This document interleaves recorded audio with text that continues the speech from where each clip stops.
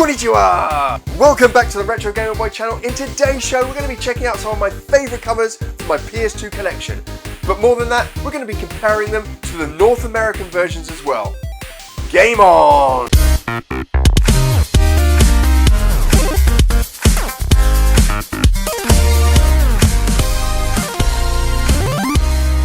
Before we get into this, if you're new to the channel and you love retro gaming, then why not consider subscribing by clicking on a button round here, and remember to ring the bell so you always get notifications for when we're uploading new retro gaming videos. Now, I have an absolute love for the PlayStation brand.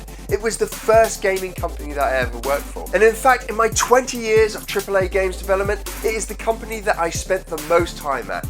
12 years. I was with it from the end of PS1 all the way to the beginning of PS3. And by far the PS2 meant the most to me in that time. Not only because most of the games that I developed came out on the PS2, but because so much cool stuff, so many cool games came out on the PS2. Now, this video was originally just going to be looking at my favourite cover art, my top 10 pieces of cover art for my PS2 collection. But then I remembered how the community, the development community and the gaming community had such a reaction to some of these covers. And so I pretty much decided to make it European covers versus North American covers. So this is my retro gaming setup. 4 1080p screens, 3 of them displaying the game through an OSSC and 1 of them that's displaying information. And it's perfect for playing my PS2 games on. Now, the PS2 was so successful and had so many games that picking a top 10 of anything is difficult. And picking my top 10 favourite cover art pieces was just the same. But I had to start somewhere, and I started off with God of War 2. Zeus, your son has returned! I bring the destruction of Olympus! The composition of this cover is awesome. Kratos in the foreground here, eyeing up his target off in the distance there. It's a great front cover for the PS2 on PAL. But I've got to say, the US cover here, with Kratos to his back to the camera, in front of those giant gates with his flaming swords, is just freaking awesome. And so I've got to give this one to North America. This cover is just great. At number 9, we've got Jak and Daxter 3. Well, Jak, it's over. There's just one thing left to say. I am your father. What? I'm your father! Right, yeah. Listen to your feelings. You're not my No, father. seriously. Again, this is another great compositional piece for Jak and Daxter 3. We've got the camera looking up, giving that heroic pose to Jak and Daxter. And it's got a really nice background as well. Now, the US version, the North American version of the cover, I think it's equally as cool. I don't really have a favourite here. I like both. I think perhaps I like the tones of Jak 3 on the PAL cover, that continuous orange behind him. I quite like that, the glow behind him. But again, it's pretty hard to pick between the two. So I'm going to call this one a draw. Metal Gear 3 Snake Eater is at number 8.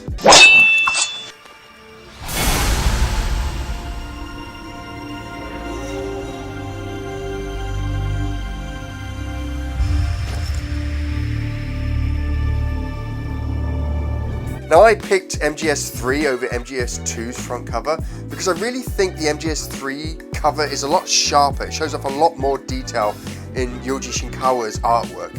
It's a classic piece from him, and Snake looks awesome in it. Now, when we look at the North American cover, unfortunately they don't get an awesome piece of Shinkawa-san's artwork on the front. Instead, they've got this mixture between game art and graphic design, and it's just not as iconic and as impactful as the Metal Gear Solid 3 Snake Eater version that the PAL territory's got. So this one definitely goes to the PAL copy of Metal Gear Solid 3.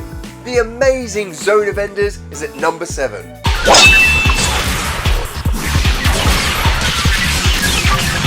We have shot down the enemy.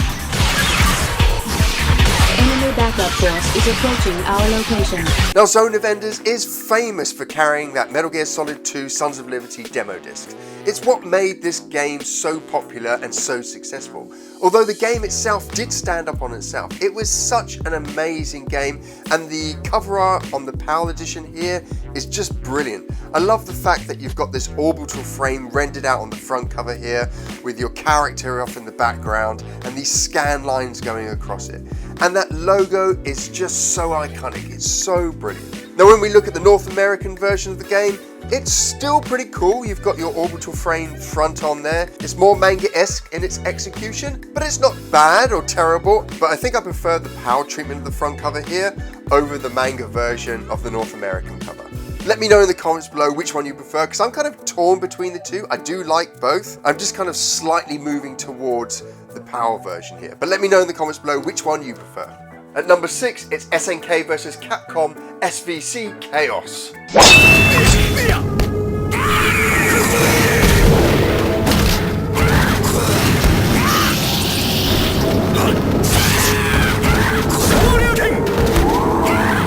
So SVC Chaos SNK vs Capcom has a stunning front cover here with the two fighters facing each other down. It's just such a dynamic pose between the two, and I love the kind of orange sun coming through and backlighting the two characters.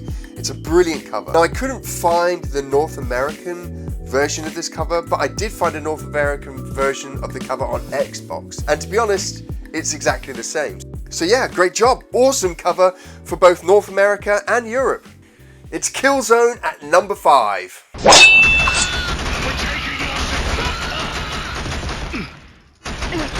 shit, we better get our asses back to the main line! Run for it! Now whilst Killzone didn't live up to the hype, its front cover here is just amazing. We've got our lone soldier here with his red-orange eyes staring across an army of Helghast ready to march on the ISA. It's such an amazing cover. But when we look at the North American version, it's an okay cover, but it's just nowhere near as good as the European cover. The PAL cover here is just amazing. Those eyes are so menacing, and that just gets lost in the North American version. Shinobi makes its return on PS2 at number 4.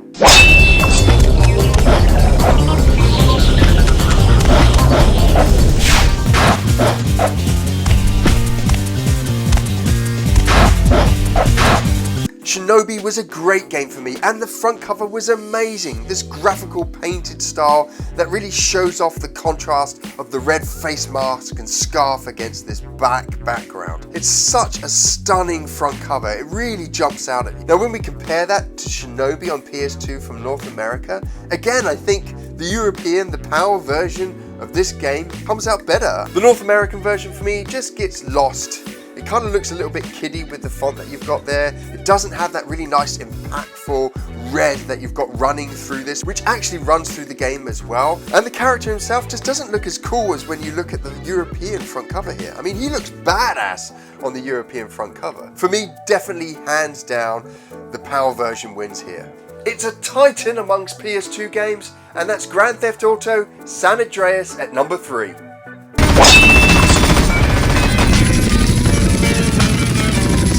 With the music only on Radio Los Santos, the official home of the drive-by and true home of gangster rap. San Andreas has the iconic imagery that we see on all Grand Theft Auto games now. It started off with Grand Theft Auto Vice City, and it's carried on throughout the series. The European and US version cover art are exactly the same, and why not? Because this artwork has helped define a genre of game across generations of consoles. It was super difficult to pick my number 2, but I finally settled on Final Fantasy XII.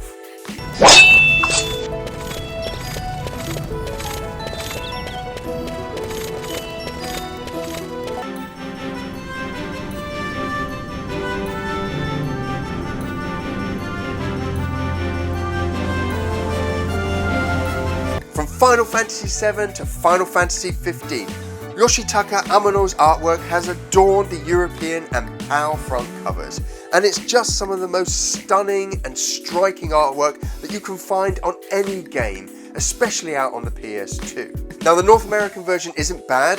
We do have the artwork on there, we got it behind the logo here, but it's predominantly a pre-rendered setup of the characters. And again, it's not bad, it's just not as good, it's not as impactful, it's not such an amazing piece of cover art as the PAL version got. And so for me, the pure brilliance of Amano-san's artwork adorning the whole front cover of the European version, I've got to go with the PAL version here. I just think it's just so much better than the North American version. And at number 1, it's the cardboard box edition of Ico.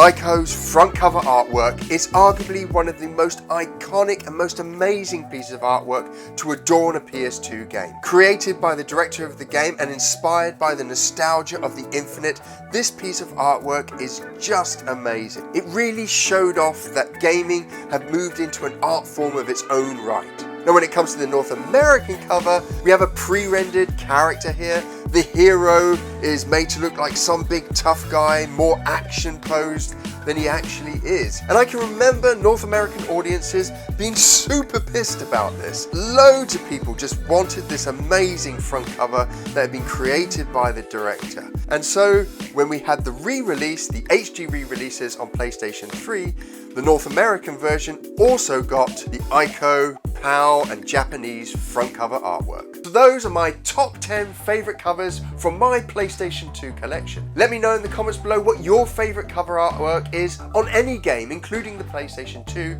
and if you disagree with me on any of the European versus USA front covers that we saw today. Now next week I'm out in San Francisco. I'm actually editing this video on the plane as I fly over there now, so we may miss out on a Retro Gamer Boy video for next week. If I do, then make sure you check out my Instagram feed, because I'm always posting images of my retro gaming collection, and we'll definitely be back the week after with another Retro Gamer Boy show. Remember to subscribe by clicking on my little pixel head below, and if you love your retro gaming, then you may want to check out these two videos over here.